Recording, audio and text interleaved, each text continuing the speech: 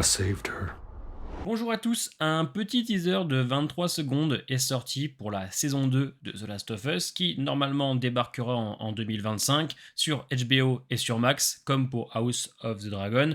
L'année dernière, non, pas l'année dernière, il y a 2 ans, la série était sortie sur Prime puisque c'est Prime qui avait les droits, mais depuis que Max est arrivé, ils ont récupéré leur série. Donc du coup, ça sera sûrement le même format que pour House, donc le lundi sur Max pour tout le monde. Alors je sais qu'on peut avoir Max sur Prime, moi je l'ai grâce à Canal. Enfin bref, je me suis dit aujourd'hui que j'allais analyser ce petit teaser, donc petite vidéo bonus, tranquille. Il y a quand même pas mal de passages inédits, mais aussi des passages du jeu, donc ça prouve qu'à mon avis, on va développer un petit peu ce qui se passe entre la saison 1 et la saison 2, puisqu'il s'est écoulé à peu près 5 ans, 5 ans et demi. Mais ne vous inquiétez pas, on va voir ce petit teaser ensemble. On n'oublie pas le petit pouce bleu ou de s'abonner, c'est très important pour la chaîne. Et nous, on est parti. La première image du trailer nous plonge dans la fameuse soirée du bal. J'imagine que ceux qui regardent cette vidéo sont déjà au courant des événements de The Last of Us Partie 2. Donc je vais spoiler. Si vous ne souhaitez pas être spoilé, je vous invite à quitter la vidéo pour ne pas gâcher votre expérience de visionnage. La soirée du bal est un événement crucial pour nos personnages, notamment Joel, Dina, mais surtout Ellie. Pendant que Dina invite Ellie à danser un slow, les deux femmes partagent un moment intime et s'embrassent. Seth, le barman, s'indigne de leur baiser en public et leur fait une remarque homophobe, créant ainsi des tensions. Joel intervient pour défendre Ellie, mais celle-ci le prend mal et lui reproche son intervention, ce qui blesse profondément Joel. Il y a beaucoup de tensions entre Joel et Ellie, car elle est désormais au courant du mensonge de Joel concernant l'hôpital. Ce passage est un moment clé dans l'histoire de The Last of Us, quasiment incontournable. Vous vous demandez peut-être qui est Dina, comment sa relation avec Ellie a débuté. Les événements de la saison 2 se déroulent en 2029, environ 5 à 5 ans et demi après la saison 1. La série devrait normalement explorer ce qui s'est passé entre-temps, offrant une occasion parfaite de développer les personnages et d'introduire de nouveaux éléments pour ceux qui ont joué au jeu. Sur cette image, nous voyons l'actrice Catherine O'Hara, qui incarnera un personnage inédit. Elle discute avec Joel et lui demande si elle a fait du mal à Ellie, puis elle l'interroge sur ce qu'il a réellement fait. Bien qu'il soit encore difficile de déterminer le rôle exact de ce personnage, il semblerait que Joel se confie à elle sur ses actions. Aura-t-elle un rôle maternel pour lui? Pourrait-elle être une ancienne psychologue? Nous le découvrirons en 2025. Mais il est quand même très encourageant de voir que la série continue à nous proposer des éléments inédits par rapport au jeu. Ensuite, nous voyons Ellie en train d'hurler, allongée sur un lit ou peut-être sur un brancard. Deux options s'offrent à nous pour expliquer cette scène. L'événement se déroule pendant les 5 ans entre les saisons, cela pourrait montrer un moment de traumatisme ou de douleur qu'Ellie a vécu pendant cette période, ou l'événement se passe juste après la mort de Joel. Ellie pourrait se réveiller, choquée par ce qu'elle vient de vivre, et permettrait de travailler plus en profondeur sa tristesse. Il est aussi également très difficile de savoir à quel épisode Joel mourra, et étant donné que les événements de The Last of Us Partie 2 seront couverts sur 2 saisons. Il est possible que Joel meure au début, mais continue d'être présent à travers des flashbacks, un peu comme dans le jeu. Quoi qu'il en soit, ces éléments nous promettent une saison riche en émotions et en révélations. Sur ces deux images, nous pouvons voir Tommy défendant Jackson contre une attaque d'infectés, une scène inédite par rapport au jeu. D'ailleurs, Neil Druckmann avait confirmé que nous voyons plus d'infectés dans cette saison.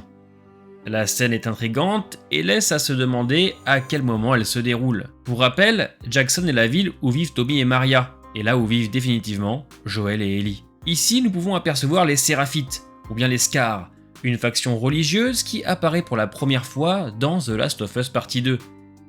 Ils pensent que l'apocalypse est un châtiment divin, et cherchent à créer un monde meilleur, contrairement à la WLF, les Wolves. Ils n'utilisent pas d'armes modernes, préférant les armes de mêlée, arcs et flèches, bien qu'ils en utilisent parfois par nécessité. Cette scène pourrait être liée au personnage d'Abby, notamment à la fameuse scène dans les bois où Abby rencontre Yara et Lev pour la première fois. Mais cela pourrait être aussi une traque dans les bois, que ce soit du côté d'Ellie ou d'Abby, donc il est difficile de savoir à quel événement correspond cette scène.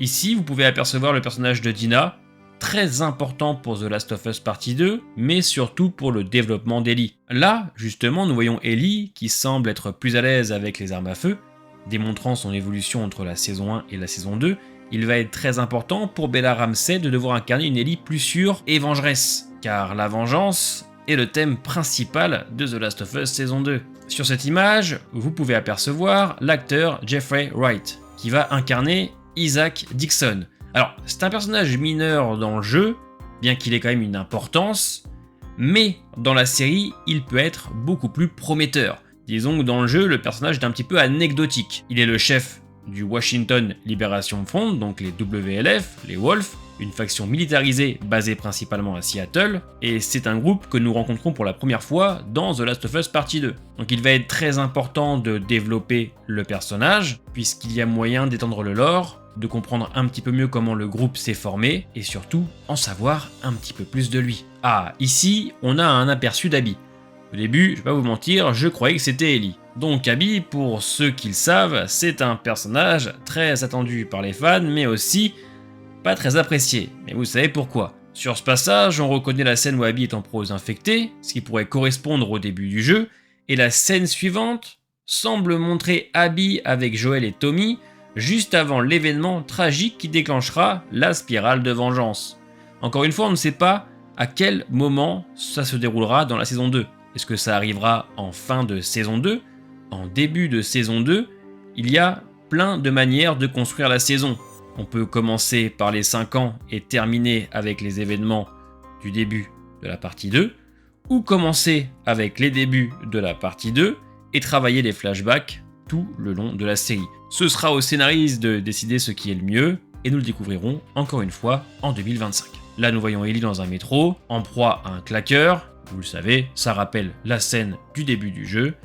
Et là, on voit un Joel qui confirme qu'il a sauvé Ellie. Et c'est tout ce que nous avons de ces 22 secondes de teaser. Donc voilà, c'est un petit teaser de quelques secondes, mais je le trouve quand même assez riche. On peut dire des choses et on montre autant de passages du jeu que de passages inédits. Et pour moi, c'est très cool puisque vous le savez, moi, la saison 1, je l'avais trouvée sympathique, mais elle n'a rien de plus que le jeu. Voilà. Mais c'est vrai, par contre, que cette saison 2, le fait que les scénaristes ont expliqué qu'ils risquent de développer ce qui s'est passé pendant les 5 ans et tous ces petits passages inédits qu'on voit, éveille ma curiosité. Alors attention, The Last of Us, j'avais quand même apprécié la saison 1. Clairement, sur pas mal de points, même si j'ai trouvé qu'elle avait quand même des défauts, mais pour moi, ça avait été quand même solide, mais bien loin du chef-d'œuvre vu par beaucoup de gens. J'ai hâte de voir certains personnages. J'attends des personnages, voilà, comme Isaac Dixon, comme Abby, ce qui s'est passé voilà, pendant les 5 ans. Est-ce qu'on va aller travailler plus en profondeur les personnages pour qu'on les comprenne un peu mieux? Les relations entre les personnages vont-elles être plus développées que dans le jeu, ce qui permettrait voilà, de rendre cette saison 2 encore plus dramatique, pour ceux qui connaissent les événements bien sûr. Alors j'ai spoilé dans la vidéo, mais on va pas non plus trop en raconter pour ceux qui veulent savoir sans trop savoir. C'est vrai que voilà, j'ai beaucoup de hâte, notamment pour l'arc avec Abby. Celui d'Ellie m'intéresse tout autant, mais voilà, Abby, c'est dans mon cœur depuis The Last of Us 2, un de mes personnages préférés. Donc très curieux, vraiment, hâte de voir le trailer pour que l'analyse soit un petit peu plus poussée. Et si jamais ça vous intéresse que je travaille le lore de The Last of Us, n'hésitez pas à me le dire en commentaire. Si vous voulez une vidéo sur les Séraphites, sur les Wolves, sur Abby, sur Ellie, sur Joel, sur Jackson, sur Tommy, voilà, sur les infectés, j'en ai déjà fait une, mais je peux en refaire une un peu plus travaillée. Donc n'hésitez pas parce que moi c'est un univers que j'apprécie fortement. J'en parle pas beaucoup puisqu'on s'est essentiellement focalisé sur The Walking Dead ces dernières années et on va continuer. Mais voilà, il y a d'autres univers qui me plaisent et ça ne me dérangerait pas de le travailler plus en profondeur comme je fais avec Walking Dead. Donc voilà, en commentaire, dites-le moi si ça vous intéresserait et j'aviserai pour vous préparer des petites vidéos sur le lore de Last of Us. En attendant, portez-vous bien, on se voit vendredi pour une vidéo The Walking Dead. Je ne sais toujours pas comment terminer mes vidéos et c'est terrifiant.